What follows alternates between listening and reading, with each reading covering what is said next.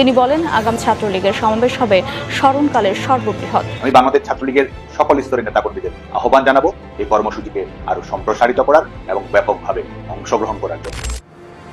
এবার শেখ হাসিনাকে বাংলাদেশে ফিরিয়ে আনার দাবিতে হরতাল ডেকেছে ছাত্রলীগ। ছাত্রলীগের সভাপতি সাদ্দাম হোসেন লাইভে এসে নতুন এই কর্মসূচির ঘোষণা দিয়েছেন। সেই কর্মসূচিতে আওয়ামী লীগ এবং ছাত্রলীগ নেতাকর্মীদের থাকার আহ্বান জানিয়েছেন। ছাত্রলীগের এই নতুন কর্মসূচির মাধ্যমে ঢাকা সহ বিভিন্ন শহরে তাণ্ডব চালাবে তারা। যান চলাচল থেকে শুরু করে রেল যোগাযোগ বন্ধের দাবিতে হরতাল করবে তারা। ইতিমধ্যে 20 জানুয়ারিকে কেন্দ্র করে এখনো হরতালের তাণ্ডব চলছে রাজপথে। রাজপথের লক্ষ লক্ষ নেতাকর্মী নিয়ে ভয়াবহ তাণ্ডবে ভয়ে কাঁপছে ডক্টর ইউনূস। আওয়ামী লীগ এবং ছাত্রলীগ নেতাকর্মীদের পাশাপাশি জাতীয় পার্টির লোকজন যোগ দিয়েছে সেই আন্দোলনে।